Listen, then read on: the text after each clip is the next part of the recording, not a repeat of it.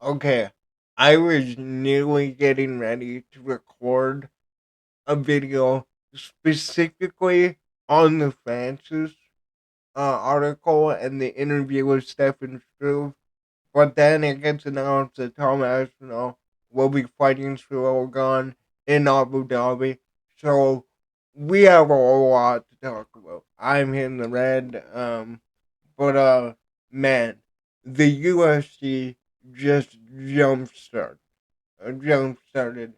the heavyweight division, man. So I guess what I should start with first is, we'll come back to that one. We'll start off with Dana White himself. I gotta make sure that I have my audio set it. Okay. Uh, yeah, good. There we go. This is literally uploaded as I was making my short on the Francis Ngannou situation, and I saw this immediately as my video or short was uploaded. Everything good? What a great weekend last weekend, huh? We had a blast in New Orleans. It was a good time. I'm glad we went there for that fight. All right, let me jump into some stuff for you. You know about this UFC Abu Dhabi this Saturday. It is live and free on ABC at 3 o'clock on the East Coast. Whitaker versus DeRitter. DeRitter is a former double champ for one. We can also skip that. I will do my prediction. Defends his belt against Hanato Canuto. Mason Fowler faces David Garmo for their inaugural That's their free on Netflix, September 13th from Allegiant Stadium. Tickets on sale. Oh yeah, hold up. Canelo versus Crawford is live and free on Netflix, September 13th from Allegiant Stadium. Tickets on sale now at Ticketmaster.com. Live and free, unless you don't have Netflix. And if you don't have Netflix, what the hell are you doing? Get Netflix right now if you don't have Netflix. You look. That's Dana White kind of saying that the Netflix deal is done, or maybe will get done. I don't know. I know that the Canelo Crawford event is big, but let's continue here. I'm gonna say this right now. I'm gonna do a separate video on Uncle Live versus Alex Pereira because that's an entire different conversation about what Alex Pereira will have to do in that fight and if he wins and if he loses. I don't want to jump on that video yet. Under a rock or something. All right, UFC 320, October 4th, T-Mobile, Las Vegas. The champ, Magomed Ankalaev, defends his belt against Alex Pereira. Ankalaev hasn't lost in 7 years. He has the second longest win streak in the UFC light heavyweight division behind who? Jon Jones, the GOAT. Let the hate begin. I love it. I love it. You know, everybody. I know that ITP isn't a jail product. Everywhere is a jail product. Well, like you guys need to acknowledge, Dana White knows how to play a bit, and that is one of the reasons I love this man, dude. Right? Anything I say about him in my other videos, and how I disagree about how they're promoting things, Dana White legitimately is like a role model to me. Like he is like my inspiration as far as how you go about business, how he views business. Like man, I know everybody watched that. Is it Sean Ryan? The Sean Ryan clip where they were forcing him to fire Joe Rogan, and he's like, all right, well, I'm gone too. It's like you can have my resignation as well. Like that is one thing where like I don't know Dana White personally, but like he has a tremendous amount of respect for me being a fan of this sport for the last 16 years. Like, all jokes aside, and no matter how shitty he has become at promoting some of these things, you know, I respect him. He knows how to play a bit, and that's something you don't see from many CEOs. Pereira, former two-division champ, 10 of his 12 wins have come by knockout, and he has the highest striking accuracy in the light heavyweight division. The co-main event for that fight will be Merab versus Corey Sandhagen. Merab is on a 13-fight win streak. Good. Nice. Morale versus Corey. Finally, we are building rematches. Which I made my video before this on Max Holloway and building that up to be the main event, Max versus Ilya at the White House. That is how you stick it to Jon Jones and Connor, but that's a whole other video. Go watch it after this one. But I like it. I like it. You're giving Rob a different opponent, somebody he hasn't beaten. I favor him a lot against Corey, especially after what he did to Sean. But I think that, Corey is better on the ground. He has some submission threats. He does present, I would say, the most and I even said this. I did a video a few months back on like, who are the the most likely fighters to beat every champion, but I said Corey Sandhagen. I'm not saying I would pick Corey, but I think Corey would be a fight where he could present some serious threats to him. Again, Sean O'Malley had a really good success with the kick to the body, right? But again, I'll have to look forward to that. Um, Sandhagen's ranked number 3. Another badass fight on that card is Yuri Prohaska versus Khalil Roundtree. I don't need to say anything else. For those of you that know, you know. Jerry Prohaska versus Khalil Roundtree. I'm probably gonna lean towards on all these fights tomorrow. I'm lazy. I just want to go to the gym after this.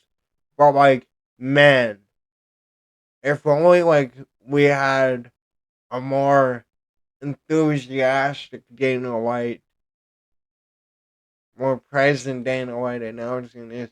But these are major pieces of the second half. I hit my mic again. Of the second half of the year, building in to, again, this massive White House card. That is a badass fight. Should be a fun one. Let's see. Also, we got the Contender Series coming back on Tuesday of that week. Is that what we're saying? Yeah, that week. So that week's pretty badass week. We got those fights that I just mentioned. The Contender Series is coming back. And we got UFC BJJ 3 on Thursday, Power Slap 15 on Friday, and 320 on Saturday. So what you should do is, if you're going to come to that fight, you should come in all week. Come in all week and hang out with us. It's a badass week for combat sports. All right. Now, UFC 321, October 25th, Etihad Arena in Abu Dhabi. Tom Aspinall will face Ciryl Gane. Aspinall has 15 wins, and all of them are by finish. It's over. It's finally over. We have an active heavyweight division. Man, oh man. Ah. We were in a pandemic. We had our champion wave, which we are going to get to. And it is, okay, the end of this video where I talk about Francis, it's going to be hilarious. But this is how I want to see the UFC moving forward. We had such a dull first half of the year. The summer has been awesome. Um, and especially now with them having the biggest event of all time to build into, I really think this is where we're gonna get the big fights. We're gonna get the promotion here, at least from my end. Gane is the number one ranked heavyweight. Um, you can go to tickets go on sale this Friday. EtihadArena.ae or Ticketmaster.ae. That's all I got. That's all the shit I got for you guys. Okay, so man, let's talk about this first. That's not what I want. I'm going to we'll move on to that next. So, Tom Aspinall defends his heavyweight title against Ciryl Gane in UFC 321. I forgot to bring up. Damn it. Man, 1 second. Oh, luckily, it's the only website I go to. Yeah, so I'm gonna pull this up for after. UFC, that's the wrong one. Tom Aspinall defends heavyweight title against Oregon. I already read that. Tom Aspinall has his first assignment as the undisputed heavyweight champion at UFC 321 October, Abu Dhabi. So, right now, this is another thing. And we're gonna go over to this in a second. Tom Aspinall, because of this situation with Jon Jones, is a major star. I honestly think with the controversy, I'm all over the place. He he built Tom Aspinall's character into,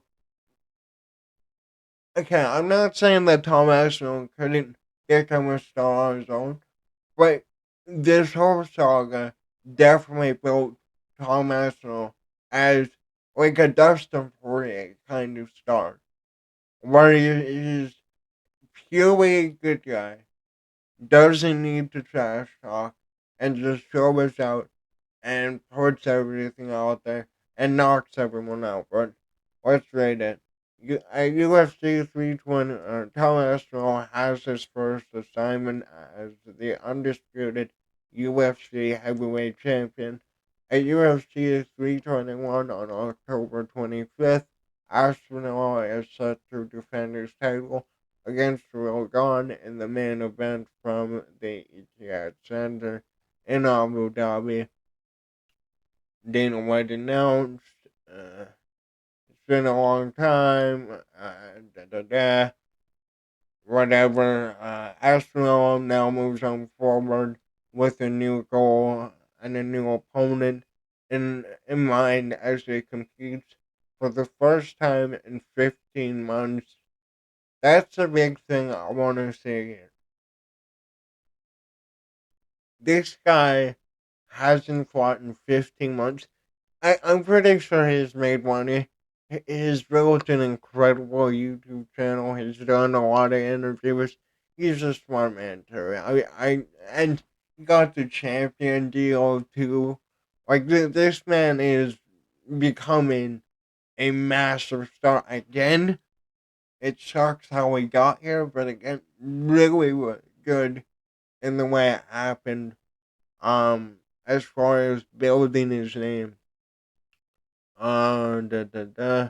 And then they talk a bit here about Francis. So, really quickly, I guess I'm going to talk about this Ciryl Gane fight. Ciryl Gane, in a way, presents an interesting. Damn it, I don't remember this. Like, we know that Ciryl Gane is a kickboxer, right? Really good striker. But again, you have a guy in Tom Aspinall who has just ran through everybody he's been in there with. The only guy to go to a second round against him was old man Andre Arlovsky, right? And so now you're having him go in against Ciryl Gane, who, even though probably shouldn't get this fight, he lost to Volkov. Which, by the way, they said they would do Volkov, right? Um, but you know, you're solving a few problems. You're having Tom Aspinall beat a guy that he hasn't beat. You had two names, Ciryl Gane, Jolton Almeida. More of the casuals know Ciryl Gane. He just lost to Jon Jones. Um, you know, he just beat Volkov. So you're solving a major problem for one of the four major pay-per-views each year in Abu Dhabi. And this is them really, really getting behind Tom Aspinall. I expect them, maybe they're not going to go as far in depth as they did with Dustin Poirier, but I really think that they are going to build heavily behind Tom Aspinall now. Um, because, okay, well, I also forgot about that one. Because of these two options, right? Number one, he beats Ciryl Gane, assuming he does. He will be your heavyweight champion. He will go through probably two or three contenders. Well, maybe two or three contenders before July of next year. So he's already going to be at Stipe's record. He will already be statistically the greatest heavyweight we have ever seen. And then they had him talk about a potential fight with Francis Ngannou here. Pretty sure it's over here. So I don't know. Maybe he's just teasing it. Maybe he'll be in. I have no idea. After a year. Yeah, you just tell me who I'm fighting. I'm in. But as far as he's concerned, I think that if I was him, I'd want to get the rematch and get the light heavyweight belt back. But I'm not him, so I don't know. I don't know. But I think the weight. You know. After losing the belt, would it still be an interesting fight to you? You think? Any fight. Okay, so I apologize. I probably should have remembered the timestamps or whatever. I do this channel on the fly. You know that you love it or hate it. For a while, he lost the last fight. What do you think? What about me and him potentially fighting? Or If like where he is, This is Alex. After losing the belt, would it still be an interesting fight to you? You think? Any fight's interesting to me. I don't need much to be enticed into a fight with somebody. I'm the easiest guy. I'm the easiest. Especially after a year. So again, I want to stress this. This is an interview coming from the UFC itself. And they are openly bringing up these ideas. Hey, what do you think about bringing Francis Ngannou back? I'm not saying anybody told Stefan Struve to bring it up. But again, the entire world is going to have eyes on this interview as he's alluding to his next fight. Bro, let's continue. Yeah, you just tell me who I'm fighting. I'm in. But as far as he's concerned, I think that if I was him, I'd want to get the rematch and get the light heavyweight belt back. But I'm not him, so I don't know. I don't know. But I think the weight thing, the guy and his team know what they're doing on social media. They know how to make headlines, which is good. I think, as far as I'm aware, that's quite normal for him and bigger light heavyweights to get up to like 240, 250. So I don't know. Maybe he's just teasing it. Maybe he'll be in. I have no idea. All right. So that's in the UFC. Then for me, with Jon Jones being gone now, there's one fight that I would love to see that would be, for me, it would be an incredible fight for you as well. There's one guy outside the UFC who I think is special. He went to boxing for a while. And at first Dana said, he's never going to be back here. But at the same press conference where he announced Jon Jones retires, he changed that to, I would be very surprised if he's ever going to be back here. So you and Ngannou, for me, that right now is the fight to make. What's your opinion on that? I'm not sure. Before he answers, again, whether Dana White likes it or not, this is the UFC themselves putting this idea on their YouTube channel. Right? So they are right now showing Jon Jones, hey, you really want to come back? You really want to come back after you made us look like absolute fucking idiots? You destroyed our division. We don't need you. Alex Pereira is 240 pounds. Tom Aspinall is fighting Ciryl Gane, the same guy that you beat. So if he beats him better than you did, he's at your level. Also, by the way, he's one of 2 fighters he hasn't finished. Right? This is the UFC's way of not only rebuilding the heavyweight division, but gaining leverage over Jon Jones with this White House card, which, again, I talked about Max Holloway. He already earned his shot at that White House card by beating Dustin Poirier the way he did. You would assume the heavyweight title would be there regardless, so Tom is going to walk there as well. When I really think about it, with fighters who, again, whether you like it or not, this will be a massive, massive event. You're going to have Ilya, because he's probably going to be the face of your entire company.